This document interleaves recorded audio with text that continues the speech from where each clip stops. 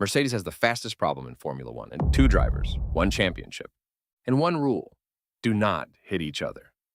Unfortunately, Kimi Antonelli and George Russell have already made contact, argued over the radio, and forced Toto Wolff to intervene like an exhausted father. And Wolff knows exactly how ugly this can become.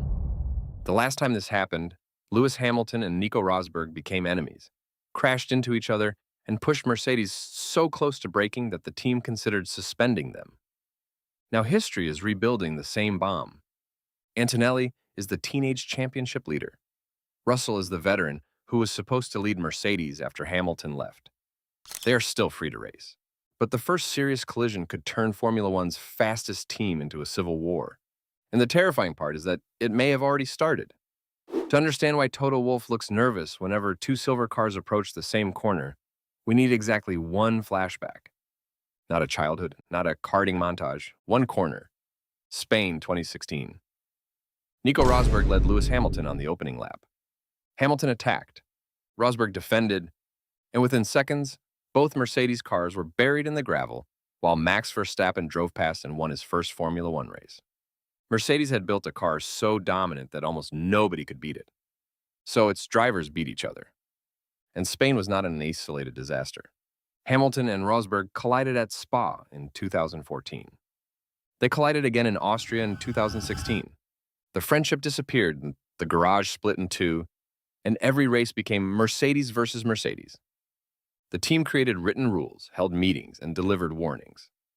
Wolff later admitted he was prepared to make a driver miss races if the destruction continued. None of it removed the basic problem. Both drivers knew the same thing: beat your teammate, and you become world champion. 10 years later, Mercedes arrived in Canada with another championship-leading car and two drivers who insisted everything was friendly. Then the helmets went on. Russell and Antonelli locked out the front row for the sprint. On lap 6, Antonelli attacked around the outside of turn 1. The Mercedes cars touched. Antonelli bounced across the grass and dropped behind Lando Norris. Then came the radio messages. Kimi wanted Russell penalized. He complained once, then again.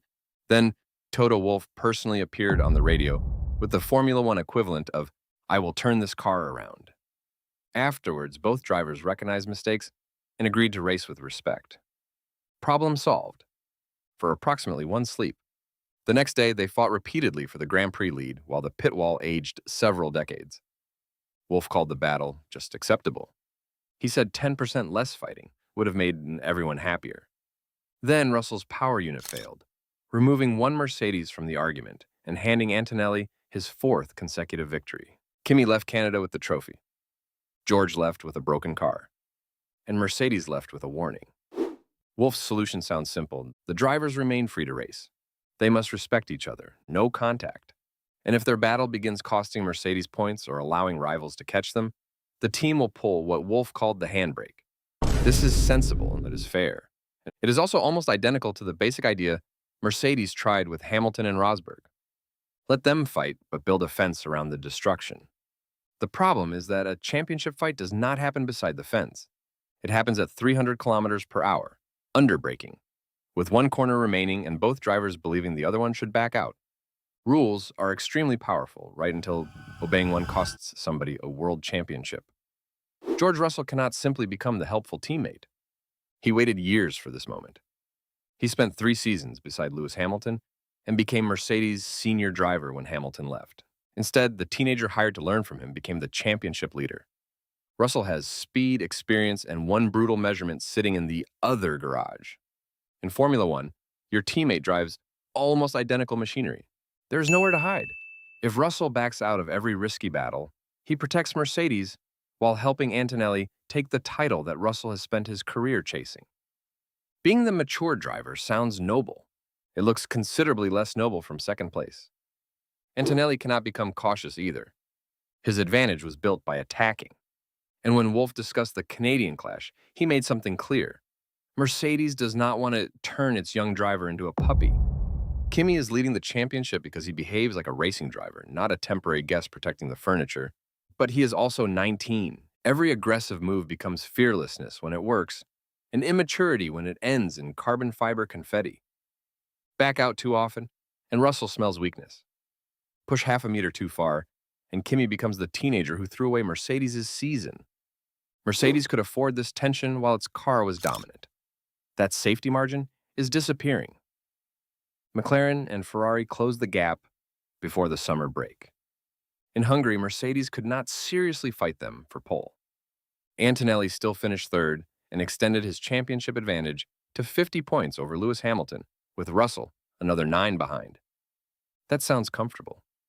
But it changed the rules inside Mercedes. When the car is 1 second faster, teammates can fight and recover. When 3 teams are separated by tenths, one defensive move can lose 2 positions and one damaged wing can lose a podium. One collision can turn a private rivalry into a gift-wrapped championship for Ferrari or McLaren. Mercedes needs both drivers to decide, in fractions of a second, how much their own championship is worth compared with the team's. Hamilton and Rosberg never found a peaceful answer to that question. Rosberg finally won the title in 2016 by 5 points. 5 days later, he retired from Formula One. The war ended because one of the drivers walked away. Mercedes believes this time will be different. The drivers communicate. The rules are clear. The handbrake is ready. But Canada exposed the flaw. The cars touched before the championship reached its most desperate stage. The radio complaints started before the title was decided by a single point, and Toto Wolff called that just acceptable. Mercedes built the fastest car, developed the fastest teenager, and gave Russell the opportunity he waited years to receive. Now it must perform the one engineering challenge it failed to solve with Hamilton and Rosberg. Convince 2 Formula One drivers that winning is less important than not destroying each other. The rule is no contact. The championship is the reason that rule may not survive. Subscribe for the wildest true stories in sports, before Toto Wolff runs out of hair to lose.